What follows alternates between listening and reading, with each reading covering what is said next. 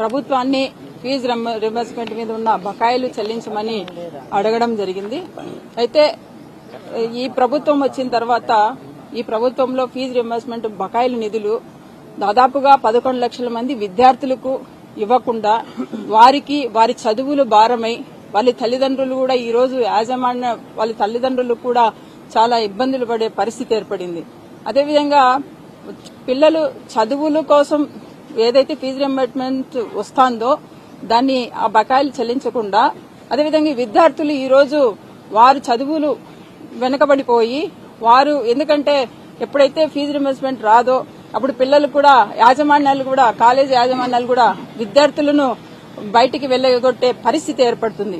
అలాంటప్పుడు వారు కాలేజీల్లో ఉండవలసిన విద్యార్థులు పొలాల బాట పడే అవకాశం ఉంది. కాబట్టి దయచేసి ఈ ప్రభుత్వాన్ని మేము రిక్వెస్ట్ చేయడం జరిగింది.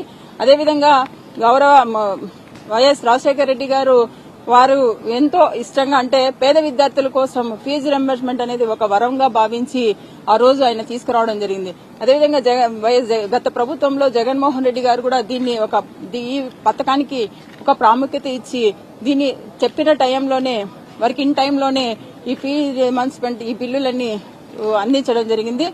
కాబట్టి మేము గౌరవ మంత్రి గారిని రిక్వెస్ట్ చేశాము.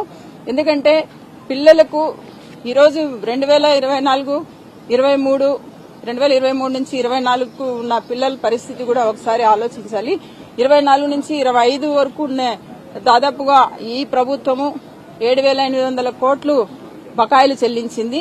అదే కాకోకుండా ఈ రోజు వాళ్ళు ప్రభుత్వం పరంగా ఒక అనౌన్స్మెంట్ కూడా అంటే ఎంత బకాయిలు ఉన్నాయి దాంట్లో కూడా 23 నుంచి 24 చూపించారు.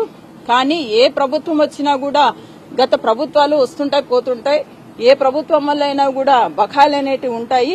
కాబట్టి ఆ బకాయిలను వచ్చిన ప్రభుత్వం ఏదైతే అధికారంలోకి వస్తుందో ఆ ప్రభుత్వం తీసుకుని ఖచ్చితంగా వాటిని బిల్లులు వాళ్ళు నిధులుగా ఇవ్వాలని మేము రిక్వెస్ట్ చేస్తున్నాము.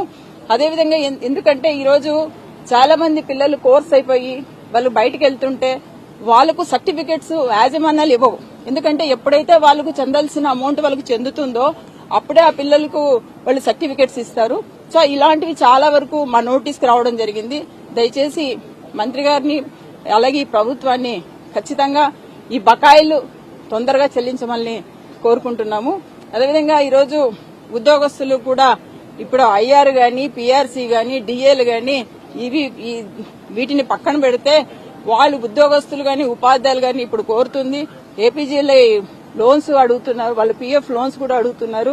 దయచేసి ఆ బకాయిలు కూడా వెంటనే చెల్లించాల్సిగా ఈ ప్రభుత్వాన్ని కోరుతున్నాను.